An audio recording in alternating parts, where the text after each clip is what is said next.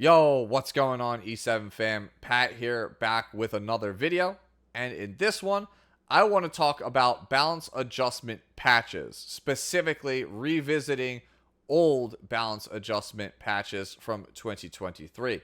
In case you missed it, last night I was on Epic 7's Orbis Overdrive, and the focus of that episode was to talk about the January 18th, 2024 balance adjustment patch and what my thoughts are on it. Do I think it's a good patch? What changes are good? Which changes are not good? All of those things. And unless you've been living under a rock for the last week and a half to 2 weeks, people really don't like this patch. They feel like it's not a good patch. It doesn't go too far. Certain characters are not particularly good after their changes, like Hua Young. That's one I hear a lot, is that Hua Young is ruined. She's completely terrible. In fact, if you go and look at her review score in the game right now, I believe it is still a 1.1 rating after the patch. People really, really hate the changes to Hua Young in this patch. But I think that this is a decent patch, overall. It's a pretty good patch. The Specimen Says change alone is very good. Right, this character is very, very strong, and he is clearly the winner of the patch. And honestly, if any other character walks out of this patch being somewhat decent, then this is better, surprisingly, than at least one or two patches that we had in 2023. And if you don't believe me, in this video I'm going to show you, because we're going to go and look back on those old patches, because hindsight's 2020, and you'll see that some of these patches are not as good as you probably remember them being. All right, so let's start with the February 16th, 2023 balance adjustment patch. This is the patch that had Ambitious Tywin, Melissa, Kisei, Fairy Tale Tenebria, Mui, Axe God, Guide to a Decision, and Wall of Order get changes. All right, it should be pretty obvious, unless you are new or haven't been playing the game that long, that Ambitious Tywin is the only relevant change in this entire balance patch. Ambitious Tywin is still one of the better tanks in the game. He's still commonly played. I see, great players like Ace Trainer play him a fair amount. I personally use him and have had tons of success with him over the course of all of 2023, and I still play him even now. But the other changes in this patch, they don't really do anything. Melissa fell off a cliff after this set of changes. Some would argue her changes here are actually a nerf, right? So people are complaining Hua Young got nerfed essentially in the newest patch. Melissa's changes are what an actual nerf looks like, as you can see here. Curse damage was changed and all that other stuff in this patch. Kisei, not really played anywhere except by the diehard Kisei fanatics. Fairy Tale Tenebria just got redirected Provoke and extra damage on her S2. Doesn't improve her use cases. No one plays Mui. Nobody plays Axe God anywhere. Guide to a Decision was basically replaced with Snow Crystal. Very few people use it as a setup anymore. And nobody really plays Wall of Order except for some kind of Bruiser Landy tech. That's basically it, right? So this change, this patch, has only one actual good change it, and that's Ambitious Tywin, which means that it is on par already with our current balance adjustment of Specimen Says being good. So the rest of this patch would have to just completely bomb for it to be on par with the first patch that we had from last year, right? So if Infinite Horizon Acades ended up being a better anti-cleave option, Elena ends up being used versus Briar Witch, if Sacred Tree Branch ends up being a somewhat used artifact on Soul Weavers, already this is a better patch than the one we started 2023 with. Let's move on to the next one. Here's the April 13th, 2023 balance adjustment preview. In this one, we had Last Rider Crow, Closer Charles, Red Ken, Red Lilius, Illinam, Tywin, Christie, Crown of Glory, Ancient Dragon's Legacy.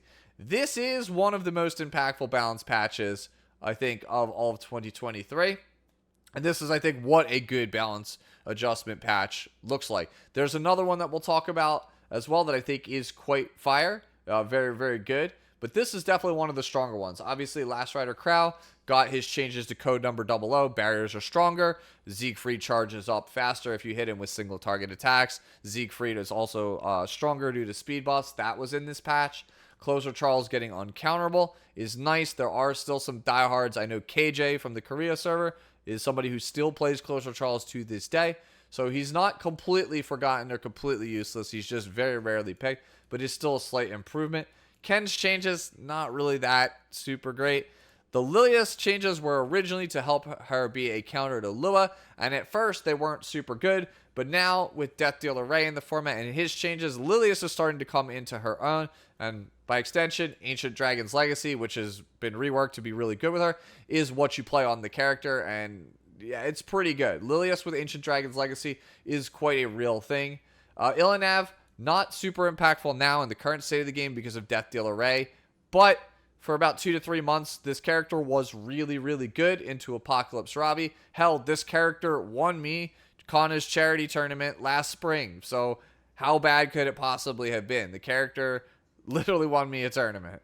Tywin, better use cases, right? But he's still not quite there. Like, he is improved, but I don't think anyone's going to be saying this character is like meta or like super amazing.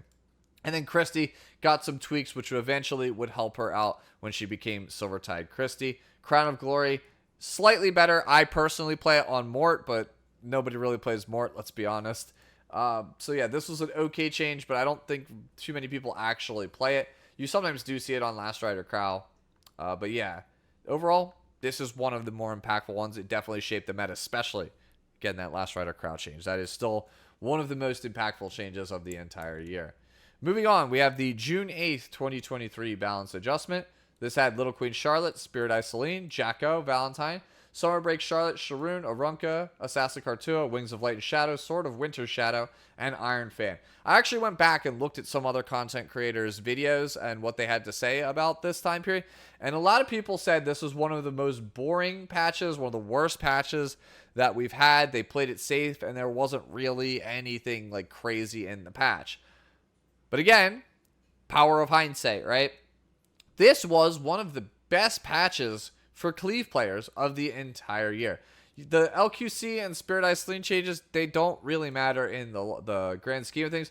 But Jacko ended up becoming the premier Cleave option from the time this came out until December when they got Eternal Wanderer Ludwig. So I would say that's pretty good. One of the primary playstyles of the game between, standard, aggro, and cleave, it was defined by this change to this character. This character was cleave for 6 months because of this balance adjustment preview. And Summer Break Charlotte became a backup win condition for cleave as well. Another impactful change that I know I completely missed in my impressions and a lot of other people missed as well. So these two right here, they kind of defined cleave along with Ran and Zio in 2023 for the most part. And then we have Sharoon here, who ended up being somebody that I feel like everybody completely missed. I was completely down on this character. I thought she was not that good after her changes in this impressions, and most people seem to just forget about her. But after testing with her for like a week or two, people started to realize, hey, this character is actually quite good. She's very, very good into Mediator Quirk and a lot of these like slower drafts with like Apocalypse Robbie. And for pretty much the end of the summer, all the way going into October of like last year, Sharoon was a very, very meta pick. A lot of people were playing Sharoon, myself included. Very strong counter pick character. Now with the changes to Death Dealer Ray and the advent of Abyssal Euphine, character is not as played, right? There are still some holdouts, but she's not as good as she was back in the end of the summer metagame, where she was actually very, very strong. Arunka, no real changes. Assassin Kartua, another cleave aspect character, but it's on the reverse side. Very strong anti-cleave character. Allows you to get away and steal some games that you otherwise normally would not be able to because of the combat readiness, which is massive in the cleave matchup, as well as the dodge percentage, muddling the math. So that was also a very good change. Nothing really exciting here, though, in the artifacts, right? So that is the June 8th patch. Again, this is one that people didn't think was very good, but long-term ended up actually being a quite impactful patch. Now we come to the August 3rd, 2023 balance patch, and this is the Worlds patch, so you knew they were going to play it safe, but I don't think you'd expect it to be this safe. This is definitely what a bad balance patch looks like. So Ruel of Light was one of the ones that got changed. She's still irrelevant. Nobody really plays her pretty much anywhere at this point. Lionheart Sirmia, this was the big winner of the patch. But if you look here, You can see increases combat readiness by 20% on its Far From Over. Obviously a good change. And damage dealt increased on S3, I Am the Victor. This right here is actually misleading. Because this, as you can see, damage dealt increases proportional to the caster's defense. It is a defense scaling move. The damage dealt increased on I Am the Victor is a 0.1x attack multiplier increase. Means that the attack scaling went up by a 0.1 multiplier. That's nothing. That's like actually nothing. The only real change to this character was the 20% combat readiness increase. Like, this is like saying, like, if your Lionheart did 10,000 damage on a move before the patch, she does like 10,050. So this is basically worthless, right? This is actually a worthless change. This is the actual only real change on the character. But looking at the rest of it, haste, right? This was good for Rift, which we didn't know at the time, right? But as you probably have seen if you've watched any of Tristan's guides on Rift, you don't really need haste. Like, yes, haste is definitely optimal, but there's a lot of other great options that you can play for Rift, including things like Red Surin and Cirilla, who we'll be talking about in a little bit. Tenebria, changes don't really mean anything whatsoever on this character.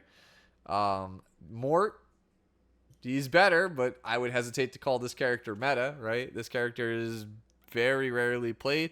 And he's only really played by enthusiasts, and he doesn't exactly have the best win rate. So I would not say that this was like a win, a slam dunk for Mort. Silk, completely irrelevant. Suthan, completely irrelevant. Rise of a Monarch, still only really played in Abyss. Maybe you might use it with some kind of cheese with like Silvertide Christie, for example, later on. But I don't think that's enough to warrant it being like a dub in this patch. I guess you could argue Dux Noctis for Commander Pavel, but it's only good at plus 27 or plus 30, and it's only a marginal increase over what we had. So I don't know if I would really say that that's like a huge W overall. So yeah, this patch is literally just a small change to Lionheart's usability. Like, there's nothing else like really good at this. This is definitely the worst patch of the year. And again, if we compare it to the January 18th one that we have now, Specimen says his changes already eclipse, I think, everything in that entire patch. So if you want to see what a truly, truly hard patch was, you'll again go back and look at this this Worlds patch that we have right here. Moving on, we have the September 27th balance adjustment preview. This is the end of the season where we got Navy Captain Landy. So here is the we need to make sure Landy doesn't actually exist in full force. This is another stellar balance patch alongside of Last Rider Crow, right? Martial Artist Ken got the rework, became one of the best damage dealers in the entire format. Twisted Eidolon Kairon, usable now, not a meme, but not exactly the greatest. Bihu, really good with these changes, right? Scroll down here with Bihu. So you can see he now gets Incinerate instead of Scorching Flare when it's used on his turn, and that's super massive, means he hits reasonably hard, very good versus Midnight, Galililius, and a number of other characters that are in the format. Does decent damage overall. And then obviously Symphony of Radiance has always been a decent bridge. So this character is actually quite good. He is better, I think, than most people give him credit. I would personally be playing him a ton if it wasn't for the fact that I'm so Malagora broke. I have like 7 to my name, and he's at +0, so I can't really do it. But he's definitely on my short list of projects to actually work on. I do think he is very, very good after these changes in the format. Elagos, definitely improved. There are people who play him into Savior Auden. He still falls a little bit short compared to other openers like Ran or like Lua or Naqual or things like that. But he's definitely improved, right? Not the best character, but still a solid character after these changes. Moon Bunny, obviously, one of the most impactful changes of the year. Pretty much the counter pick character in Epic 7 right now.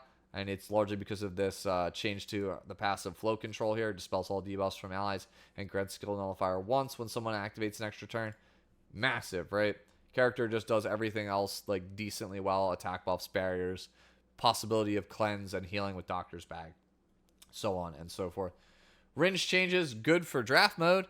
Not really super great outside of that, because nobody really wants to dedicate the quality of gear to Rin that she actually needs to be super, super playable. So, yeah, this not exactly like the most impactful change. I'd argue this is the worst set of changes in the entire patch, but it's still better than what we had before, right? Inferno Kawazu, extra detonate damage, massive, gives you great counterplay against things like Abyssal, great counterplay against things like Navy Captain Landy. He's seeing more and more play every day, it feels like, on ladder. And then you have here the change to Big P, which it doesn't seem like much, but the fact that she protects herself with her damage reduction to counterattacks, dual attacks, and extra attacks means that she's really good against martial artist Ken. They kind of like knew that this character would be fairly good if ML Ken started to get out of control here at the top. But yeah, overall, this is, again, one of the best patches of the year alongside the Last Rider Crowd patch. So is this one better than the January 18th one? Yeah, probably. It's kind of hard to argue. Like, very few patches shake the game up in the way that this one has. This one is, like I said, very, very impactful, and with Ken and Dominion completely changing the way that we play the game in the draft phase of World Arena. Yeah, so there's not too much else to say about it. Just really, really, really good patch overall. And then the final patch of the year is the November 23rd, 2023 balance adjustment. This one's both good and bad because obviously Lone Crest of Bologna is slightly improved and Death Dealer Ray is massively improved, but I don't know if the game is better for it. Like, right? Death Dealer Ray, clearly the winner of this patch. But he kind of like ruined the game in some aspects if you think about it, right? He's very annoying to play against. He makes ladder really unfun. A lot of people just didn't want to play World Arena last season simply because of this change to this character. So this is probably one of the most impactful changes all year, and it's not exactly a good look because it's improving the character and their usability, but not exactly for the better. But the rest of the stuff, like Araminta, non-existent after the changes. Benevolent Roman, still just non-existent after the changes. Cirilla ended up becoming very strong for Rift, and she's a free-to-play option, so that's a dub. Bastion of Perlucia, pretty good with Silvertide Christie. Durandal gives some usability that we did not have previously to Dark Corvus, gives him a little bit more oomph, makes him already better than he already is, so we take those.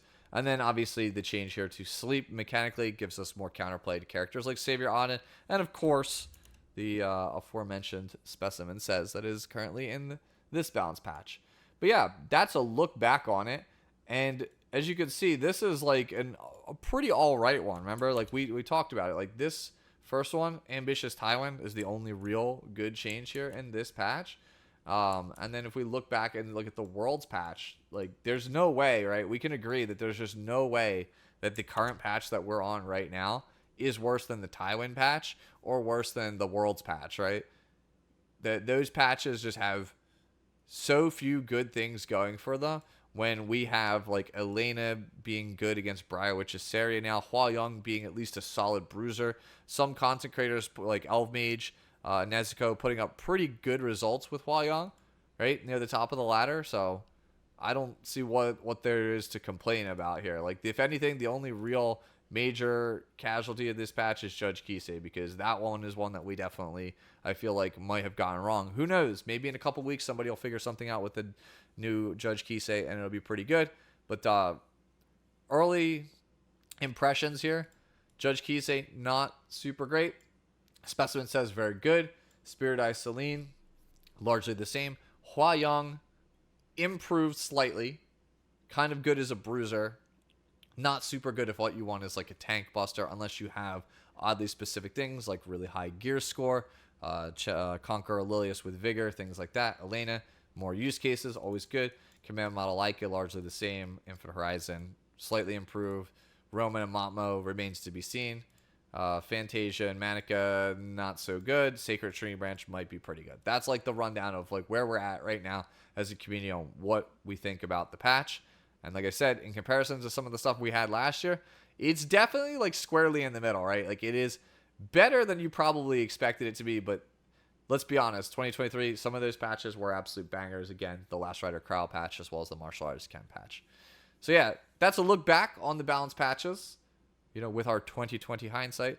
And hopefully, like I said, again, you can see that this balance patch, while it might not be the absolute best, is probably better than you're giving it credit, especially with some perspective of looking back at the older balance patches. So that's going to be it for the video. If you enjoyed it, as always, like, comment, and subscribe. Appease the algorithm gods does help me out here a ton. And I will hopefully see you all in the next one. Have a wonderful weekend now.